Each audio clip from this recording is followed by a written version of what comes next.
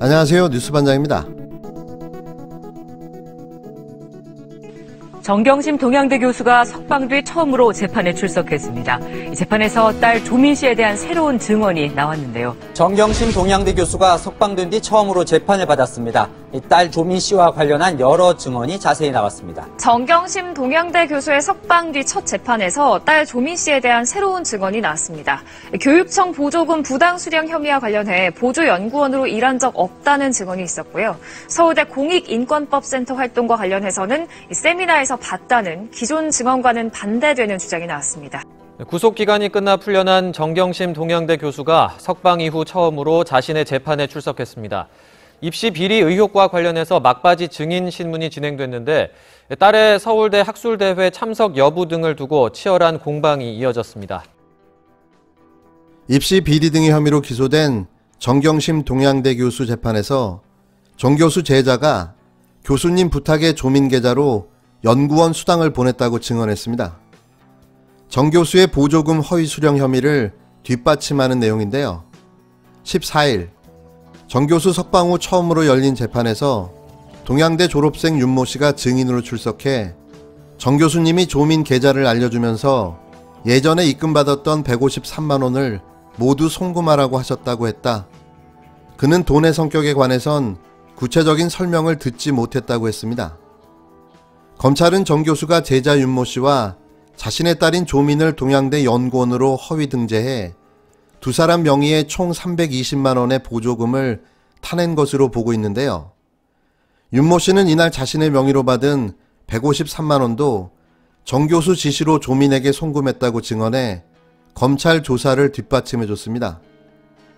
앞서 정 교수는 검찰에서 제자 윤모 씨가 내가 일을 안 했고 조민이 연구원 일을 했으니 반환하고 싶다고 해 돌려받은 것이라며 제자가 기대와 달리 일하지 않았다고 했는데요.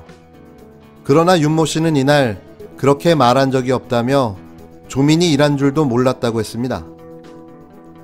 여기까지가 조선일보가 전한 14일 정 교수의 공판에서 나왔던 이야기입니다. 그렇다면 이게 사실일까요? 설령 기사가 사실이라고 해도 왜 증인신문 과정에서 이런 대화가 오고 갔는지에 대한 구체적인 상황 설명과 정확한 사실관계에 대한 확인이 없는데요. 그래서 좀 더 알아봤습니다. 과연 교수와 제자 사이에 왜 이런 엇갈린 증언이 나왔는지 말이죠. 지금부터 들으실 내용은 재판정에서 정경심 교수의 제자인 윤모 씨와 검찰 그리고 정 교수 변호인 간 진행된 증인신문 내용을 재구성한 겁니다. 검찰, 근로장학생으로 일하는 증인 윤모 씨에게 153만 원이 입금됐는데 정 교수가 인출해 조민에게 다시 입금하라고 했나요? 증인 윤모 씨, 네. 검찰, 우리한테 동양대 원어민 교수님이랑 학생들 노는 자리에 조민이 와서 기분 나빴다고 그랬죠? 증인 윤모 씨, 자기가 주인공인 척해서 기분 나빴습니다. 정경심 변호인, 증인은 교수님과 좋은 사이였죠. 가정 형편 힘든 거 다 털어놓고 그래서 교수님이 이 일 저 일 다 주선해줬죠. 점수도 잘 주고 증인의 교환학생 일정을 2배로 늘려준 것도 교수님이죠. 그 학교랑 협약해야 늘릴 수 있어서 윤모 씨 그때 외국 대학에 있을 때 교수님이 직접 가셨죠. 당신을 위해서. 추천서도 써달라고 해서 지도교수도 아닌데 추천서도 써주기도 했고요. 또 근로장학생도 교수님이 자리 마련해주고 학회비도 500불이었는데 윤모 씨는 낸 적이 한 번도 없잖아요. 교수님이 내주셨던 거 알지 않았나요? 그래서 윤모 씨가 너무 사랑받아서 다른 학생들도 질투하고 그랬다던데, 조민이 인턴 프로그램 할 때 다들 너무 바빠서 교수님이 기숙사 1층에서 쪽잠 자던 거 알고 있었죠? 윤모 씨가 근로장학생으로 일하면서 교수님이 교재 개발을 해야 한다는 거 알았나요? 예산에 자기 받을 금액 다 지우고 그 비용을 돌려서 교재 개발비로 뺀 거 아셨죠? 윤모 씨 몫으로 주려고 했던 거였고 그래서 윤모 씨 통장으로 들어갔죠. 그런데 윤모 씨가 교재 개발을 못하게 돼서 원어민 교수랑 조민이 부랴부랴 긴급 투입됐었잖아요. 기억나죠? 그래서 교재 개발비는 교재 개발을 한 조민한테 간 거고. 증인 윤모 씨, 그런 거 들은 적 없습니다. 그리고 교수님이 나 안 돌봐줘도 나 그렇게 어렵지 않았고 장학금도 많이 받았습니다. 정경심 변호인, 동양대 원어민 교수님이랑 학생들이 노는 자리에 조민이 와서 기분이 나빴다고 그랬는데 그 자리는 조민이 고려대 학생들을 소개해서 주선한 자리였죠. 증인 윤모 씨, 묵묵부답. 정경심 변호인, 검찰이 오늘 말하는 걸 보니 정 교수가 윤모 씨가 불성실하다고 했는데 라는 말을 계속 말 중에 넣던데 혹시 조사 때도 그랬나요? 정 교수가 그러는데 윤모 씨가 불성실하고 별로였다고 이런 얘기 하던가요? 증인 윤모 씨, 네, 그랬던 것 같습니다. 그러니까 검찰은 정경심 교수에게 불리한 증언을 받아내기 위해 정 교수의 제자인 윤모 씨에게 정 교수가 당신을 아주 불성실하고 별로였다고 말했다는 거짓말로 두 사람을 이간질해 조서를 쓰게 했던 겁니다.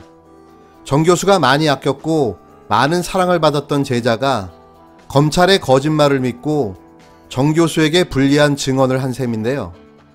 이게 대한민국 검찰의 현주소인 거죠. 자신들의 목적을 위해서라면 어떠한 수단과 방법을 가리지 않는 공작 수사, 그리고 조작 수사. 이렇게 해서 정경심 교수가 범죄자로 만들어졌던 겁니다. 이런 사실은 다른 증인 신문에서도 여지없이 드러났는데요. 조국 전 장관의 딸 조민 씨가 그 서울대 공익인권법센터 세미나에 참석하지 않았다는 그 공개 동창의 증언이 있지 않았습니까? 있었죠. 네, 그것과는 달리 참석을 했었다라는 증언이 새로 법정에서 나왔습니다. 조민 씨 동창이 이제 그 행사에 조민 씨가 참석하지 않았다고 그때 찍혔던 영상을 보면서 네. 증언했다는 게 이제 크게 보도된 거 아닙니까? 근데 뭐가 제대로 보도가 안 되냐면 반대 신문 때 정작 증인이 왜 당신은 거기 안 나오냐고 갔다면서 하니까 답을 제대로 못했고, 더 재밌는 건 당시 조민 씨 사진을 보여주면서 누군지 아냐고 그랬더니 조민 씨인지 몰랐다는 겁니다. 동창이긴 한데 얼굴을 몰랐던 사이였던 거예요. 근데 그 영상에서 조민 씨인지 아닌지 어떻게 합니까? 증명사진을 보여줘도 모르는데. 그래서 나중에는 참석하지 않았다가 아니라 참석했는지 모르겠다로 말을 바꿔요. 게다가 그때 행사장에서 영어로, 아니 중국어로 어떤 내용이 있었다고 하는데 어제 나왔던 당시 센터의 사무국장이 중국어로 진행된 적이 없다. 오히려 그 증인이 그 자리에 없었던 것이 아닌가 싶은 것이고, 그리고 이제 그 센터 사무국장이 조민 씨가 참석한 게 맞다라고 증언을 한 겁니다. 이날 재판에선 서울대 공익인권법센터 직원이었던 김모 씨도 증인으로 나왔습니다. 그는 2009년 5월 15일 인권법센터 주최의 동북아시아 사용제도 세미나가 끝난 뒤 뒤풀이 자리에서 조민을 봤다며 조민이 자기가 조국 교수 딸이라고 소개했다고 말했습니다. 하지만 이는 당시에는 조국 교수 딸인지 몰랐고 언론에 나서야 알았다고 한 김 씨의 검찰 진술과는 달랐는데요. 검찰이 이 점을 지적하자 제 기억이 왜곡될 수 있다. 언론에서 조국 교수 딸 조민이라고 계속 봐서라고 한 발 물러섰습니다. 이에 임정엽 부장판사가 아까는 조국 딸이란 말을 조민에게 들었다고 하고 지금은 나중에 언론에서 듣고 알게 됐다는 게 말이 되느냐고 질책했는데요. 김 씨는 세미나에 조민이 참석했다며 당시 세미나 사진에서 긴 머리 여학생을 지목하기도 했습니다.